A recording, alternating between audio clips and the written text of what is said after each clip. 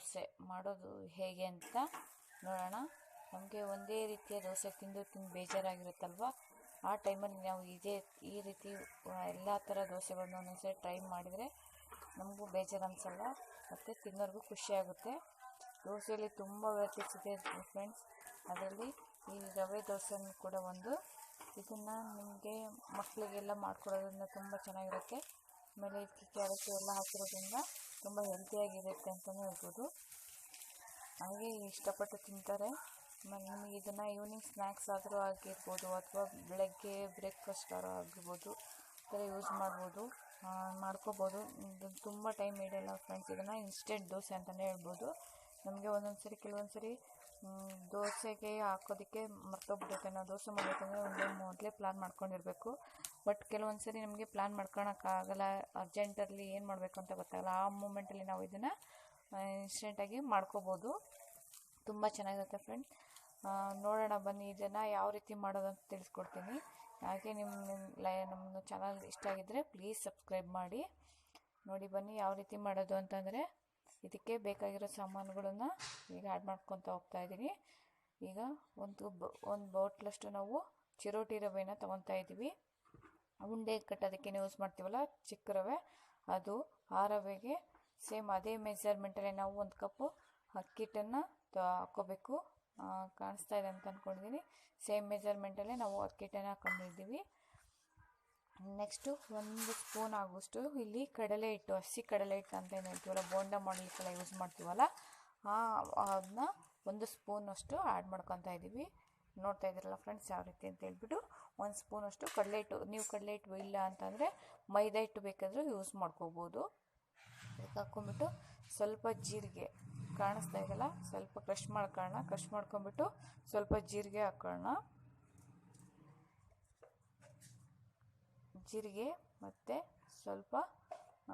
ಜೀರಿಗೆ ಮತ್ತು ನಿಮಗೆ ಬೇಕು ಅಂತಂದರೆ ಅಜ್ವಾನ ಅಂತ ಏನು ಹೇಳ್ತೀವಲ್ಲ ಅದನ್ನು ಯೂಸ್ ಮಾಡ್ಕೋಬೋದು. ಬಟ್ ಇಲ್ಲಿ ನಾನು ಜೀರಿಗೆ ಅಷ್ಟೇ ಯೂಸ್ ಮಾಡ್ತಾಯಿದ್ದೀನಿ. ಇದಕ್ಕೆ ನಾವು ಸ್ವಲ್ಪ ವೆಜಿಟೇಬಲ್ಸ್ನ ಹಾಕೋಣ. ಇದಕ್ಕೆ ಕರಿಬೇವು. ಇನ್ನು ಮಕ್ಕಳೆಲ್ಲ ವೆಜಿಟೇಬಲ್ಸ್ ತಿನ್ನಲ್ಲಲ್ವ, ಅಂಥ ಟೈಮಿಗೆ ಇಂಥ ಎಲ್ಲ ಮಿಕ್ಸ್ ಮಾಡಿಕೊಟ್ರೆ ಅವ್ರಿಗೂ ಇಷ್ಟ ಆಗುತ್ತೆ. ನೋಡ್ತಾ ಇದ್ದೀರಾ, ಕ್ಯಾರೆಟ್ ಹಾಕ್ಕೊತಾ ಇದ್ದೀನಿ, ಕ್ಯಾರೆಟ್ ತುರಿನ. ಇದನ್ನೆಲ್ಲ ಚಿಕ್ಕದಾಗಿ ಕಟ್ ಮಾಡ್ಕೊಂಡು ಇಟ್ಕೋಬೇಕು ಫ್ರೆಂಡ್ಸ್. ಸ್ವಲ್ಪ ಈರುಳ್ಳಿ, ಹಸಿಮೆಣಸಿನ್ಕಾಯಿ, ಕೊತ್ತಂಬರಿ ಅದೆಲ್ಲ ಬಿಟ್ಟು ನಾವು ತುಂಬ ಚಿಕ್ಕದಾಗಿ ಕಟ್ ಮಾಡ್ಕೊಂಡು ಇಟ್ಕೊಂಡಿದ್ದೀನಿ.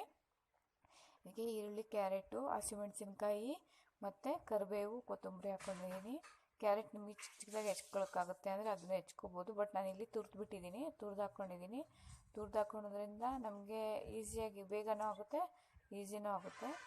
ಇಲ್ಲಿ ಸ್ವಲ್ಪ ಉಪ್ಪನ್ನು ಆ್ಯಡ್ ಮಾಡ್ಕೊತಾ ಇದ್ದೀನಿ. ಇದಕ್ಕೆ ಯಾವುದೇ ರೀತಿಯ ಸೋಡಾನ ಆ್ಯಡ್ ಮಾಡ್ತಾಯಿಲ್ಲ ಫ್ರೆಂಡ್ಸ್. ನಾವು ಮಾಮೂಲಿ ದೋಸೆಗೆಲ್ಲ ಸೋಡಾ ಹಾಕ್ತೀವಲ್ಲ ಆ ಥರ ಇಲ್ಲಿ ಯೂಸ್ ಮಾಡ್ಕೊತಾ ಇಲ್ಲ. ಇವಾಗ ನೋಡಿ ಎಲ್ಲ ಹಿಟ್ಟು ಮತ್ತು ವೆಜಿಟೇಬಲ್ಸ್ನೆಲ್ಲ ನಾನು ಮಿಕ್ಸ್ ಮಾಡ್ಕೊತಾ ಇದ್ದೀನಿ. ನೋಡ್ತಾ ಇದ್ದೀರಾ ಅಂದ್ಕೊಂಡಿದ್ದೀನಿ. ಮಿಕ್ಸ್ ಮಾಡ್ಕೊಂಬಿಟ್ಟು ಇದನ್ನು ನೀರು ಹಾಕ್ಕೊಂಬಿಟ್ಟು ನಾವು ಚೆನ್ನಾಗಿ ಕಲಿಸ್ಕೋಬೇಕಾಗುತ್ತೆ. ಇದನ್ನು ಆದಷ್ಟು ಇದು ಸ್ವಲ್ಪ ತೆಳ್ಳಗಿದ್ರೆ ಚೆನ್ನಾಗೆ. ಇದನ್ನು ಒಂದು 15 ಮಿನಿಟ್ಸ್ ಮೊದಲೇ ನಾವು ಕಲಸಿಟ್ರೆ ಸಾಕಾಗುತ್ತೆ. 15 ಮಿನಿಟ್ಸ್, ಏಕೆಂದರೆ ಇದು ರವೆ ಹಾಕಿರೋದ್ರಿಂದ ರವೆ ಸ್ವಲ್ಪ ನೆನ್ಕೋಬೇಕಾಗುತ್ತೆ. ಹಂಗಾಗ್ಬಿಟ್ಟು ನಾವು ಒಂದು 15 ಮಿನಿಟ್ಸ್ ಇದನ್ನ ನೆನೆಯಲಿಕ್ಕೆ ಬಿಡಬೇಕು. ಹಂಗಾಗ್ಬಿಟ್ಟು ನೋಡಿ ಒಂದು ಸ್ವಲ್ಪ ಸ್ವಲ್ಪ ನೀರನ್ನು ಜಾಸ್ತಿ ಹಾಕ್ಕೊಂಬಿಟ್ಟು ತೆಳ್ಳಗೆ ಕಲಿಸ್ಕೊಳ್ಳಿ, ಪರವಾಗಿಲ್ಲ. ಯಾಕೆಂದರೆ ಅದು ಮತ್ತೆ ಗಟ್ಟಿಯಾಗಿಬಿಡುತ್ತೆ. ಇದು ಆದಷ್ಟು ತೆಳ್ಳಗಿದ್ರೆ ಚೆನ್ನಾಗಿ ದೋಸೆ ಇದು. ನೋಡ್ತಾ ಇದ್ದಲ್ಲ ಫ್ರೆಂಡ್ಸ್ ಯಾವ ರೀತಿ ಅಂತ ಹೇಳ್ಬಿಟ್ಟು. ಇದನ್ನು ತುಂಬ ಈಸಿಯಾಗಿ ತುಂಬ ಬೇಗನೆ ಮಾಡ್ಕೋಬೋದು.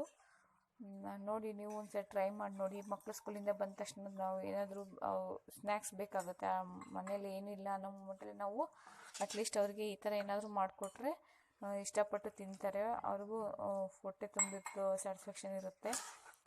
ಮಕ್ಕಳಿಗೂ ತುಂಬ ಚೆನ್ನಾಗಿರುತ್ತೆ. ಎಲ್ಲ ತರಕಾರಿ ಎಲ್ಲ ಹಾಕಿರೋದ್ರಿಂದ ಮಕ್ಕಳು ಈ ಥರ ತರಕಾರಿನ ಹಾಕ್ಕೊಡೋದ್ರಿಂದ ನಮ್ಮದು ಮಕ್ಕಳೆಲ್ಲ ತರಕಾರಿ ತಿಂತಾರೆ. ಇದರಲ್ಲಿ ಯಾವುದನ್ನು ತೆಗೆದಿಡೋದಕ್ಕಾಗಲ್ಲ ಅವ್ರಿಗೆ. ಹಂಗಾಗ್ಬಿಟ್ಟು ಹಸಿ ತರಕಾರಿ ಕೊಡ್ತೀವಿ ಅಂದರೆ ತಿನ್ನೋದಿಲ್ಲ ಫ್ರೆಂಡ್ಸ್. ಹಂಗಾಗ್ಬಿಟ್ಟು ನೋಡಿ ನಾನು ಇದನ್ನೆಲ್ಲ ಕಲಿಸ್ಕೊಂಡ್ಬಿಟ್ಟಿದ್ದೀನಿ. ಇವಾಗ ನಾನು ಇದನ್ನು 15 ಮಿನಿಟ್ಸ್ ಬಿಟ್ಟು ನೆನೆಸ್ಬಿಟ್ಟು ಇವಾಗ ದೋಸೆ ಹಾಕ್ತಾಯಿದ್ದೀನಿ. ನೋಡ್ತಾ ಇದ್ದಿಲ್ಲ, ತುಂಬ ತೆಳ್ಳಗೆ ಹಾಕ್ಕೊಂಬಿಟ್ಟು ನಾವು ದೋಸೆನ ಹಾಕ್ಕೋಬೇಕಾಗುತ್ತೆ. ಇಲ್ಲಿ ನಾರ್ಮಲ್ ದೋಸೆ ಥರ ಏನೂ ಆಗೋದಿಲ್ಲ. ಇದು ಸ್ವಲ್ಪ ತೆಳ್ಳಗೆ ಕಲಿಸ್ಕೊಂಡಿರೋದ್ರಿಂದ ನಾವು ಸ್ಪೂನಲ್ಲೇ ಹಾಕ್ಕೊಂಬಿಟ್ಟು ನಾವು ಇದನ್ನ ಕವರ್ ಮಾಡ್ಕೋಬೇಕಾಗುತ್ತೆ. ತುಂಬ ಚೆನ್ನಾಗಿರುತ್ತೆ ಫ್ರೆಂಡ್ಸ್, ತುಂಬ ಚೆನ್ನಾಗಿರುತ್ತೆ. ಒಂದ್ಸರಿ ನೀವು ಟ್ರೈ ಮಾಡಿ ನೋಡಿ. ಮಕ್ಕಳು ತುಂಬ ಇಷ್ಟಪಟ್ಟು ತಿಂತಾರೆ.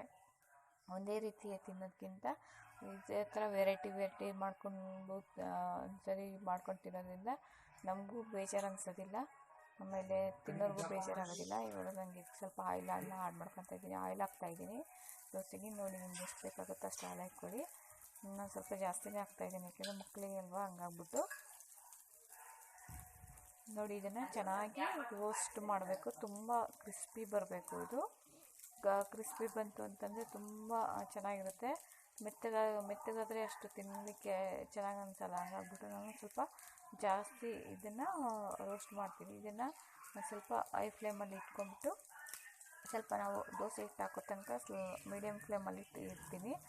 ಆಮೇಲೆ ಸ್ವಲ್ಪ ಬೆಂದಾದಮೇಲೆ ಸ್ವಲ್ಪ ಕ್ರಿಸ್ಪಿ ಬೇಕು ಅನ್ನೋದಾದರೆ ನಾವು ಹೈ ಫ್ಲೇಮಲ್ಲಿ ಇಟ್ಕೊಂಡ್ಬಿಟ್ಟು ನಾವು ಅದನ್ನು ಬೇಯಿಸ್ಕೋಬೇಕಾಗುತ್ತೆ.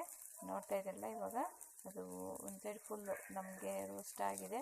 ಒಂದು ಸೈಡ್ ಫುಲ್ ರೋಸ್ಟ್ ಮಾಡ್ಕೊಂಡಾದಮೇಲೆ ನಾವು ಇದನ್ನ ತಿರುಗಿ ಹಾಕಬೇಕಾಗುತ್ತೆ. ನೋಡ್ತಾ ಇದ್ದೀನಿ ಫ್ರೆಂಡ್ಸ್, ಇವಾಗ ತಿರುಗಿ ಹಾಕ್ತಿದ್ದೀನಿ. ಸೊ ಸ್ಕಿಪ್ ಆಗಿದೆ ಅನಿಸುತ್ತೆ. ನೋಡಿ ಇವಾಗ ಅದು ದೋಸೆ ರೆಡಿ ಆಯಿತು. ನೋಡಿ ಮತ್ತೊಂದು ತೋರಿಸ್ತಾ ಇದ್ದೀನಿ ಯಾವ ರೀತಿ ಅಂತ ಹೇಳ್ಬಿಟ್ಟು. ಇದನ್ನು ಮತ್ತೆ ಆಯಿಲ್ ಹಾಕಿರ್ತೀವಲ್ಲ, ಇದು ನಾನ್ ಸ್ಟಿಕ್ ತವಾ ಆಗಿರೋದ್ರಿಂದ ಆಯಿಲ್ನೆಲ್ಲ ತೆಗೆದ್ಬಿಟ್ಟು ನಾನು ಮತ್ತೆ ಹಾಕ್ತಾಯಿದ್ದೀನಿ ದೋಸೆನ. ನೋಡಿ ಈ ಥರ ಹಾಕ್ಕೊಂಬಿಟ್ರೆ ಆಯ್ತು. ಇದನ್ನು ದೋಸೆ ಹಾಕ್ಲಿಕ್ಕೆ ಬರಬೇಕು ನಮಗೆ ಅನ್ನಂಗೇನಿಲ್ಲ. ಸುಮ್ಮನೆ ಈ ಥರ ನಾವು ಫಸ್ಟ್ ಸೈಡಿಗೆಲ್ಲ ಕವರ್ ಮಾಡಿಕೊಂಡು ಆಮೇಲೆ ಮಿಡಲ್ ನಾವು ಕವರ್ ಮಾಡಿಬಿಟ್ರೆ ಆಯಿತು ಇದು ದೋಸೆ.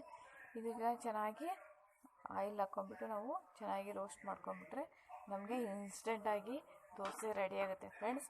ಹೀಗೆ ನಿಮಗೆ ಯಾವುದೇ ರೆಸಿಪಿ ಬೇಕಿತ್ತು ಅಂದರೆ ಪ್ಲೀಸ್ ನಮ್ಮ ಕಮೆಂಟ್ ಬಾಕ್ಸಲ್ಲಿ ತಿಳಿಸಿ, ಆದಷ್ಟು ಟ್ರೈ ಮಾಡ್ತೀನಿ.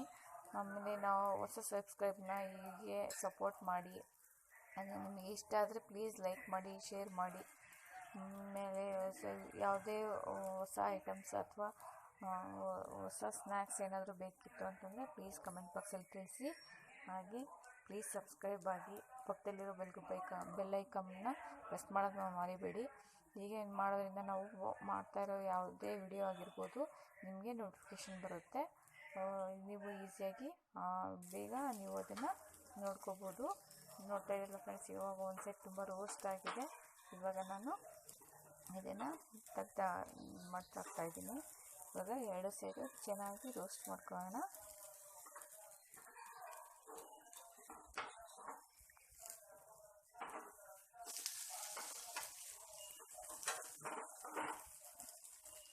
ಪ್ಲೀಸ್ ಫ್ರೆಂಡ್ಸ್, ನಿಮ್ಮ ಲೈಕು, ನಿಮ್ಮ ಶೇರು, ನಿಮ್ಮ ಕಮೆಂಟ್ಸು ನಮಗೆ ಇನ್ಸ್ಪಿರೇಷನ್ ಅಂತಲೇ ಹೇಳ್ಬೋದು. ಏಕೆಂದರೆ ನಾವು ಹೊಸ ಯೂಟ್ಯೂಬರ್ಸ್ ಆಗಿರೋದ್ರಿಂದ ನೀವು ಈ ಥರ ಇಷ್ಟ ಆಗಿತ್ತು ಅಂತಂದರೆ ಒಂದು ಲೈಕ್ ಕೊಟ್ಟು ಶೇರ್ ಮಾಡಿ, ಕಮೆಂಟ್ಸ್ ಮಾಡೋದ್ರಿಂದ ನಮಗೇನಾಗುತ್ತೆ, ಇನ್ನೂ ಹೊಸ ವೀಡಿಯೋಗಳನ್ನು ಮಾಡಬೇಕು ಅಂತ ಇನ್ಸ್ಪಿರೇಷನ್ ಬರುತ್ತೆ.